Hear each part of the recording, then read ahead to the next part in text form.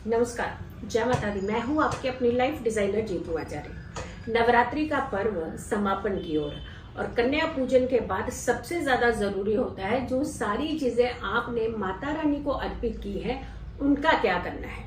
और खास करके जवारे जो होते हैं वो दिव्य प्रयोग आप उनका कर सकते हैं। और ये भी कहा जाता है कि जवारे को अगर किसी खास विधि से, खास तरीके से आप अपने धन के स्थान पर रखते हैं या फिर बच्चों के एजुकेशन के कमरे में रखते हैं या फिर आप अपने साथ पर्स में हर दिन लेकर के जाते हैं, तो ना आपको कोई घटना छू पाती है, ना आपको ये टेंशन होती है कि बच्चे पढ़ेंगे या नहीं पढ़ेंगे, और ना ही आपको कभी धन की किल्लत होती है।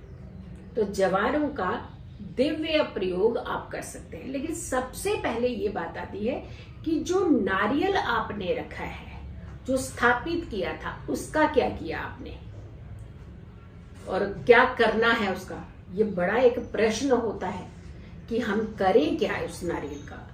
वो नारियल आपको अपने घर में इस्तेमाल करना चाहिए। वो माता रानी का आपके ऊपर एक हमेशा बने रहने वाला आशीर्वाद होता है। आप नारियल को छील करके, छिलका उतार करके उसके जल को आप थोड़ा सा अमृत की तरह आप इसे पी भी सकते हैं और पूरे घर में इसका छिड़काव भी कर सकते हैं। खास करके जो रोगी व्यक्ति होते हैं, चाहे वो फिजिकली रोगी हो चाहे मानसिक अवस्था से रोगी हो, ऐसे व्यक्तियों के कमरे में तो जरूर इसका छिड़काव करना चाहिए और एक बूंद एटलीस्ट उन्हें पीनी जरूर चाहिए। तो नारियल जो है उसका जल का प्रयोग तो आपने ऐसे कर लिया, लेकिन जो नारियल है उसे आप कन्याओं को भी खिला सकते हैं, घर का हर सदस्य भी खा सकता है। ये नारियल का सेवन आपकी बीमारियों को खत्म करता है, आपके अंदर एक पॉजिटिव ऊर्जा लेकर के आता है। तो आप नारियल खा भी सकते हैं और नारियल के जल का छिड़काव भी कर सकते हैं और नारियल का जल जो है उसे पी भी सकते हैं, यानी सेवन कर सकते हैं। कलश का जल, और कलश के जल में भी खास करके कुछ लोगों ने सिक्के भी डाले होते हैं। हमने बताया था कि सिक्के डालिएगा, लेकिन कुछ ने नहीं भी डाले होते हैं। अगर नहीं डाले हैं सिक्के तो उस जल को आप किसी अच्छी साफ बोतल के अंदर डाल करके रख लीजिएगा और उस जल का छिड़काव हर दिन अपने घर के हर कोने में कीजिएगा। इनफैक्ट अपनी स्टेयर्स पर भी कीजिए, अपने छत पर भी कीजिए, बालकनी अगर आपकी खुद की स्वयं की है तो बालकनी पर भी कीजिएगा। तो यानी घर के हर कोने में आपको उस जल का छिड़काव करना है जो कलश आपने स्थापित किया था माता रानी के नवरात्रि जब शुरू हुए थे। फिर आती है बात कि जिनके सिक्के हैं उसके अंदर, उन्हें क्या करना चाहिए। सिक्के निकाल करके आपने एक लाल रंग के कपड़े में लपेट लेने हैं और साथ के साथ आपने इसे अपनी अलमीरा में भी रख देना है।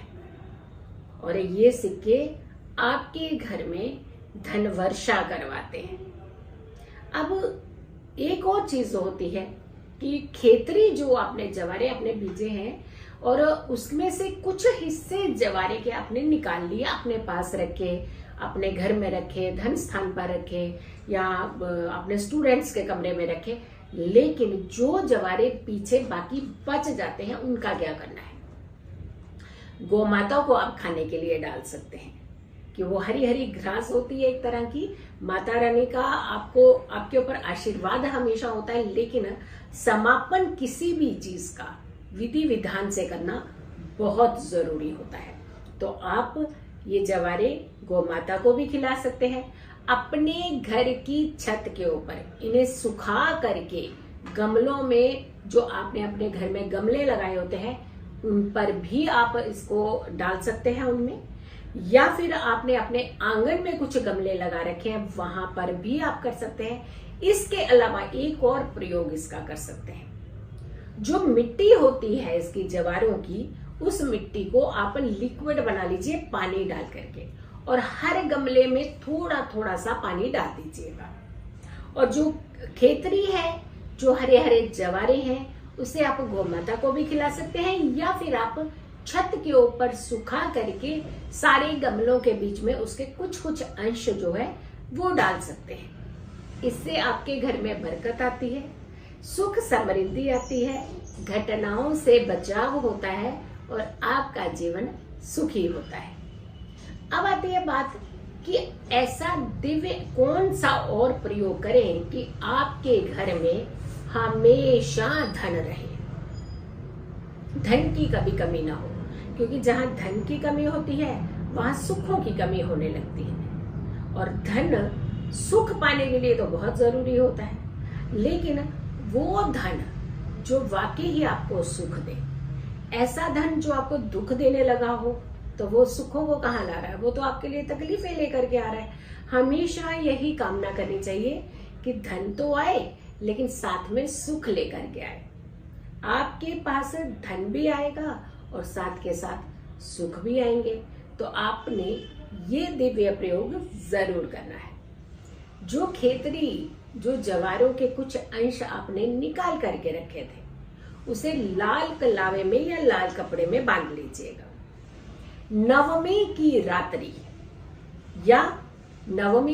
या फिर विजयदशमी के दिन भी आप उन्हें किसी खास जगह पर रखना बहुत जरूरी होता है। और वो खास जगह होती है आपके घर की तिजोरी। यहाँ आप धन सुरक्षित रखते हैं, वहां पर आप इसे रख सकते हैं। तो आपके घर में धन और अन्न दोनों चीजों की कभी कमी नहीं होती है। तो आपने ये उपाय अपने तक सीमित नहीं रखना, बहुत सारे लोगों तक इन उपायों को जरूर पहुंचाइएगा। क्योंकि बहुत सारे लोगों ने माता रानी के भक्त हैं, उन्होंने डेफिनेटली नवरात्रि रखे हैं, पूजा की है, लेकिन वो चाहते हैं कि इन सारी चीजों का जो समापन है वो बहुत ही ब्यूटीफुली कर सके। और उसका यही तरीका है कि आप इन सारी चीजों को बहुत ही सिस्टमेटिकली आप प्रयोग में लाएं।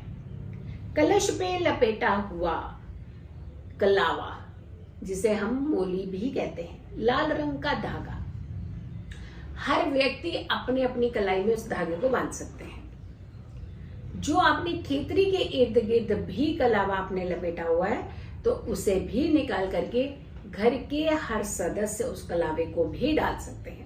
इससे आपके अंदर एक ऊर्जा आती है, आपका मनोबल स्ट्रांग होता है, आप कॉन्फिडेंट होते हैं। यानी कॉन्फिडेंट होना बहुत जरूरी होता है। ओवर कॉन्फिडेंट है तो प्रॉब्लम होती है।